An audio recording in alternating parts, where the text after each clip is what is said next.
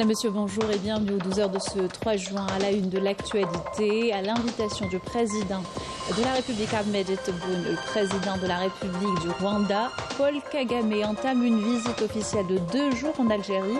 Il a été accueilli à son arrivée à l'aéroport international d'Alger, Ouali Boumediene, par le président de la République, Ahmed Tebboune.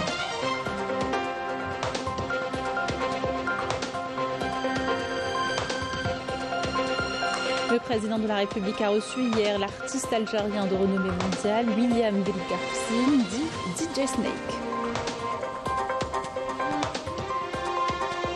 Lancement de la construction d'une usine de production de fer et d'acier dans la wilaya de Msila. L'unité est d'une capacité estimée à 500 000 tonnes par an, avec 80% de matières premières locales.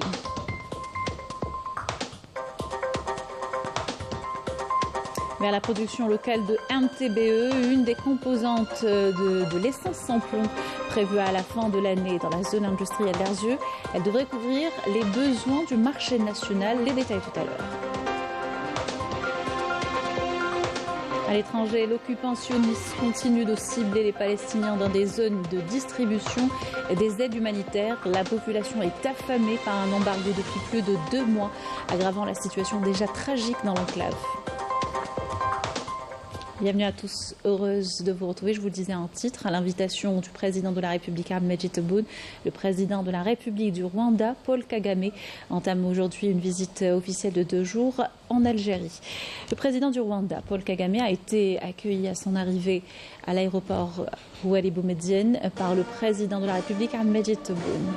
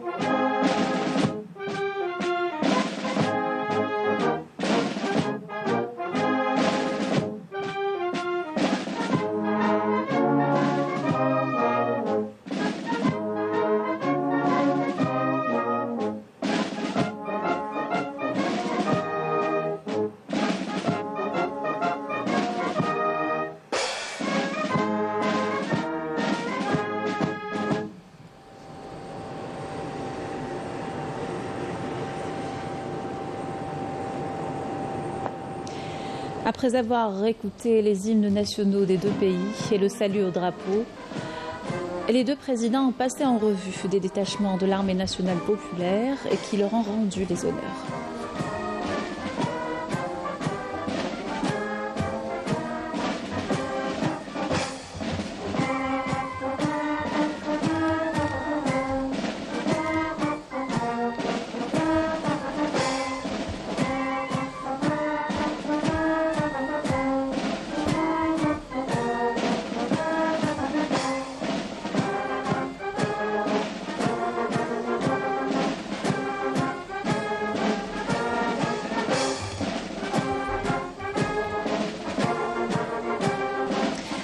Par la suite, le président rwandais a salué le ministre délégué auprès du ministre de la Défense nationale, chef d'état-major de l'armée nationale populaire, le général d'armée Saïd Chingriha, le directeur de cabinet à la présidence de la République, Boualem Boualem, ainsi que des membres du gouvernement venus l'accueillir.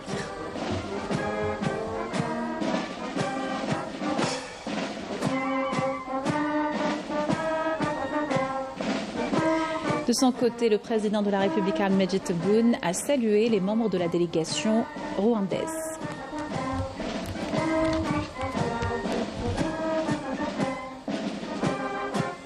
Voilà pour cet accueil consacré au président de la République rwandaise, Paul Kagame, en visite en Algérie de 2 jours à l'invitation du président de la République, Ahmed Tebboune.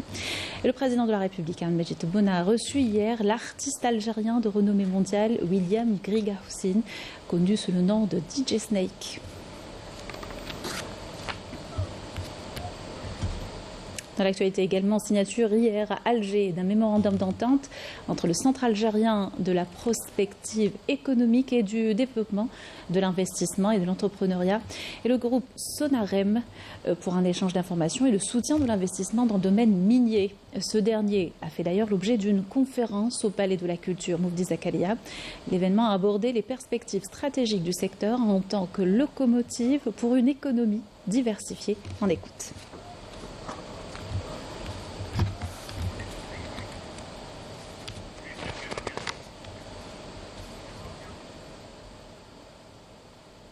Pour l'économie donc, avec également ce futur investissement de l'entreprise chinoise Jingdong Steel qui a obtenu un contrat de concession lui permettant d'acquérir une assiette foncière pour la construction d'une usine de production de fer et d'acier.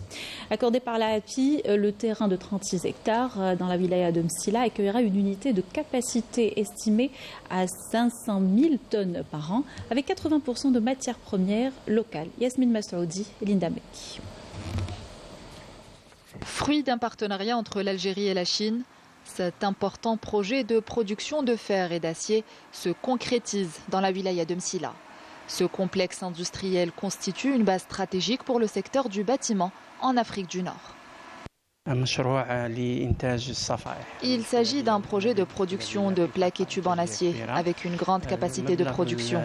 Le montant de l'investissement dépasse les 500 millions de dollars. Ce projet devrait également générer plus de 1100 emplois directs ainsi que plus de 2000 emplois indirects.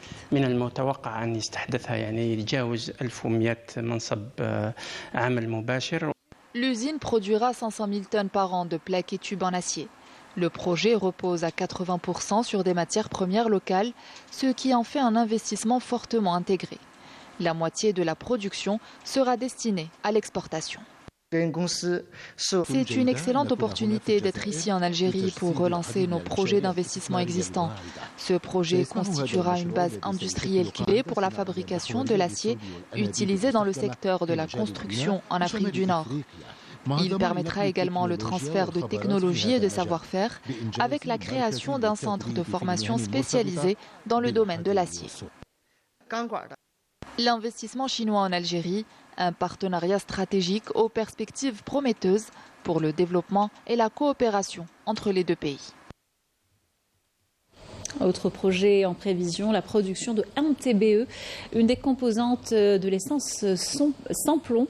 Sa production locale démarrera à la fin de l'année dans la zone industrielle d'Arzieu à Oran et devrait couvrir les besoins du marché national. Nawel Smaïn Ferrari, Yanis Saïd Belkacem. Une fois achevé, le projet de réalisation d'une nouvelle unité de production de MTBE dans la zone industrielle d'Arzieu à Oran permettra à Sonatrach de passer du statut d'importateur à celui d'exportateur du méthylterte butyléther, un additif utilisé dans la production de l'essence sans plomb. Le projet revêt donc une importance stratégique. L'unité de production du MTBE est l'un des projets stratégiques de Sonatrach avec une capacité de production annuelle de 200 000 tonnes. Elle couvrira intégralement les besoins du marché national en la matière. Les entreprises sous-traitantes sont nationales, comme par exemple GCB, et bien entendu le partenaire étranger. Une fois entrée en service, cette unité couvrira les besoins du marché en essence et permettra d'en exporter l'excédent, ce qui nous permettra de devenir exportateurs au lieu d'importateurs. Le projet de réalisation de cette unité a atteint un taux d'avancement de 67%. Il devra être livré d'ici la fin de l'année en cours. Direction Haïti Motion où l'aquaculture gagne du terrain. Cette activité à grand potentiel séduit de plus en plus d'investisseurs, notamment à la lumière des aides accordées par les autorités publiques. Toute une zone dédiée à l'aquaculture a été créée dans la wilaya. Exemple dans ce reportage de la Oufhamouche. Nous sommes à quelques kilomètres du littoral, plus exactement à Terga, dans la wilaya de Haïti Motion. Dans une vallée bercée par le clapotis discret des eaux des bassins piscicoles, l'Akhdar a monté un ambitieux projet d'élevage de tilapia rouge. Chaque jour, en début de matinée, un véritable rituel commence dans sa ferme aquacole. Il accomplit des tâches qui requièrent une certaine maîtrise technique et beaucoup de patience. Ici, on élève du tilapia. Chaque poisson, on le suit depuis l'état d'alevin jusqu'à sa taille commerciale. C'est un peu comme une famille. Je suis la croissance de mes poissons presque un par un. La pisciculture, une activité qui commence à faire des émules dans la région. Pour l'Akhdar, c'est bien plus qu'un travail, c'est une vocation. À 68 ans, il a quitté la grande ville pour se consacrer à cette ferme piscicole, loin du bruit et proche de la nature. Nourris 3 fois par jour, avec une alimentation naturelle et contrôlée, les poissons grandissent dans des conditions optimales. Mais derrière cette réussite discrète, les défis sont nombreux. Ce n'est pas facile tous les jours. Le prix de l'aliment a doublé et il faut aussi faire face aux variations climatiques. Mais je tiens bon parce que je crois en ce projet. Un modèle qui séduit. Pour accompagner les amoureux de l'aquaculture, la wilaya a lancé dernièrement une nouvelle zone d'exploitation aquacole. Objectif, attirer les jeunes investisseurs et faire de l'aquaculture un pilier de l'économie locale. La zone d'exploitation aquacole s'étend sur 8 hectares pour un investissement estimé à 235 millions de dinars. Le taux d'avancement des travaux est évalué à 75%. Au niveau de la wilaya, nous avons 16 projets d'aquaculture d'eau de mer. Tous ces projets ils ont des bases logistiques au niveau de la zone d'activité Sbihat. Avant, la zone n'était pas aménagée. L'année 2024, la direction de la pêche a inscrit l'aménagement de cette zone, la viabilisation de la zone d'activité et les travaux ont commencé à fin de l'année 24. Dans la wilaya de Haïti Motion, où la terre et la mer se rencontrent, l'aquaculture s'impose comme un créneau générateur de richesse. Une activité timidement exercée jusque-là, mais qui promet de devenir un levier de développement local durable et prometteur. Ici, l'avenir se dessine au fil de l'eau. Troisième et dernier jour de l'examen du brevet d'enseignement moyen, les élèves se sont penchés ce matin sur les épreuves de français et des sciences naturelles. Cet après-midi, ce sera au tour de la langue amazigh. Pour rappel, plus de 800 000 élèves sur tout le territoire national sont concernés par l'examen et qui jusque-là s'est déroulé sans embûche. À l'étranger, malgré les avertissements de l'ONU, les forces sionistes continuent de cibler les Palestiniens dans des zones de distribution des aides humanitaires, notamment dans le sud de l'enclave. Celle-ci est soumise à un embargo depuis plus de 2 mois, affamant la population déjà très entamée par les 600 jours de bombardement, de destruction et de privation. On fait le point avec Maïssa Lebouahla. La situation humanitaire est désastreuse à Gaza, où l'entité sioniste impose un blocus complet pendant plus de 2 mois. Ce matin à l'aube, au moins 15 Palestiniens sont tombés en martyrs et des dizaines ont été blessés quand les forces d'occupation sionistes ont ouvert le feu à l'aide de chars et de drones sur des milliers de civils qui s'étaient rassemblés près du rond-point d'El Alem dans la région d'Al-Mawazi, au nord-ouest de Rafah. Le rond-point est situé à environ 1 kilomètre d'un centre d'aide géré par la Fondation humanitaire de Gaza, une organisation au financement opaque soutenue par les États-Unis, qui a débuté ses opérations il y a un peu plus d'1 semaine et avec laquelle l'ONU refuse de travailler en raison de préoccupations concernant ses procédés et sa neutralité. Ce nouveau drame est similaire à celui survenu dimanche au même endroit, au cours duquel 31 Palestiniens sont tombés en martyrs et 176 autres ont été blessés par des tirs de l'armée sioniste au moment où ils étaient en route pour aller chercher de l'aide. Un massacre qui a provoqué une vive indignation au sein de la communauté internationale, à commencer par le secrétaire général des Nations Unies, Antonio Guterres, qui a exprimé sa profonde consternation face à ces crimes révoltants. Dans le même sillage, le haut-commissaire de l'ONU aux droits de l'homme, Volker Turk, a qualifié ce matin de crimes de guerre les attaques contre des civils désespérés qui tentaient d'accéder à des quantités dérisoires d'aide alimentaire près des centres d'aide. Le commissaire général de l'Agence des Nations Unies pour les réfugiés palestiniens a quant à lui affirmé que la distribution de l'aide humanitaire à la population de la bande de Gaza est devenue un piège mortel, déplorant de nombreux blessés et tués parmi les civils affamés dans les bombardements intensifs de l'armée de l'occupation sioniste. Pollution massive des nappes phréatiques au Maroc révélée par un rapport suisse. 50% des eaux souterraines seraient contaminées à l'uranium et cela se traduit par des maladies et des pénuries pour des milliers de personnes. Une situation alarmante que le Marzen passe sous silence, méprisant encore une fois sa population. Fouzia Tej, Yamina Saïdji. Encore un drame, une nouvelle blessure ouverte dans le quotidien des Marocains. De l'eau contaminée, des robinets à sec et des familles livrées à la soif. Pendant ce temps, le régime observe en silence. Un silence lourd, méprisant, à l'image d'un pouvoir qui n'a jamais pris la vie des citoyens marocains au sérieux. Nous n'avons même plus de quoi nous laver. Nos enfants ont contracté des maladies et des problèmes cutanés en raison du manque d'eau. Cela dure depuis 2 mois. Nos enfants sont couverts de boutons. Ceux qui avaient du bétail l'ont perdu. Tout est en train de mourir autour de nous. Un nouveau rapport suisse révèle l'implication d'une entreprise liée à la famille royale dans une pollution massive des nappes phréatiques. Des résidus radioactifs issus du traitement du phosphate sont rejetés dans la nature. Résultat, 50% des eaux souterraines du Maroc sont contaminées. L'entreprise, présentée comme un fleuron de l'économie du pays, empoisonne des milliers de Marocains en silence. Tandis que le Marzen exporte du phosphate, des dizaines de familles marocaines sont empoisonnées en toute impunité.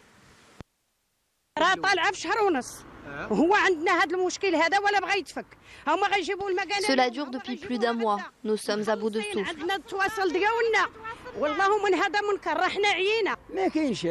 Nous n'avons plus de vie. Nous sommes littéralement en train de mourir. Le Maroc s'effondre. Le peuple est assoiffé, abandonné et méprisé, pendant que le Marzen bâtit ses palais sur les cendres de la misère et de la soif. Retour dans le pays, on va s'intéresser à la prise en charge des enfants atteints d'autisme. Celle-ci bénéficie d'une amélioration suite aux décisions du président de la République et lors du dernier Conseil des ministres. La création d'un centre national et d'annexes régionales dédiées aux enfants autistes ont été largement saluées par les professionnels de la santé. Le cas au centre de santé Montal et Verger est souvent submergé par les demandes. Reportage de Naïma Louali. Bonjour. Je m'appelle Mustapha. C'est vrai ? Situé au Verger, ce centre dédié à la santé mentale reçoit des enfants atteints d'autisme qui viennent des 4 coins du pays, si bien que le personnel est souvent débordé. La création prochaine d'un centre national et d'annexes régionales pour la prise en charge des autistes est particulièrement bien accueillie dans cet établissement. On était très contents et très agréablement reçus cette nouvelle, vu qu'on avait fait plusieurs travaux par rapport à cela. C'était des travaux multisectoriels, je dirais intersectoriels, pour une bonne prise en charge des enfants qui présentent des troubles du spectre de l'autisme. La création donc des centres éminents, et c'est vraiment là, un peu partout, c'est vraiment la meilleure des décisions qu'on puisse recevoir. Et les meilleures nouvelles qu'on puisse recevoir. Pourquoi ? Parce que déjà, tout à fait, ça va soulager la pression déjà qu'on reçoit spécialement sur Alger. Ils viennent tous vers Alger, donc on reçoit une pression énorme. Donc cette décision va nous permettre justement de soulager cette souffrance et soulager pas notre souffrance, mais plutôt la souffrance des parents qui se déplacent. La prise en charge multisectorielle, c'est le meilleur de ce qu'on peut offrir à un enfant qui présente un trouble autistique. Les parents des enfants atteints d'autisme apprécient particulièrement les thérapies prodiguées dans ce centre. Il n'y avait rien à Miliana. On s'est déplacé sur Alger pour prendre en charge notre fille. Donc on a trouvé ce centre et on a trouvé tout ce qu'on en a besoin. Nous avons une panoplie de pathologies, les autistes, les trisomiques, les retards mentaux. Donc avec ce cas-là, que je prends en charge depuis un moment, depuis je crois 3-4 ans à peu près, c'était un enfant qui bougeait beaucoup, qui n'était pas stable, qui ne parlait pas, et actuellement il dit des mots, ce qui est magnifique. Pour une prise en charge efficace, la collaboration entre familles, professionnels de santé et éducateurs est plus que nécessaire. On fait un diagnostic précoce, donc ils consultent vraiment au bas âge, à partir du premier diagnostic, voire 18 mois, 2 ans. Donc le médecin, le pédopsychiatre, il pose un diagnostic. Le diagnostic, déjà, il lui faut du temps, il lui faut, pour être sûr vraiment qu'il présente un autisme, pas autre chose. La prise en charge, elle est multidisciplinaire dans le centre. Elle dépend donc de tout un programme qui doit être appliqué par le pédopsychiatre, par toute l'équipe orthophoniste, psychologue, psychomotricienne, ergothérapeute, toute spécialité selon la difficulté que présente l'enfant. L'autisme touche environ 1 enfant sur 100. C'est dire qu'il faut absolument encourager les gens à s'impliquer dans la lutte pour une meilleure intégration des personnes autistes, tout en soutenant les initiatives locales et nationales dédiées à l'autisme. Voilà qui termine notre journal. Merci de l'avoir suivi. Excellente journée sur Canal Algérie.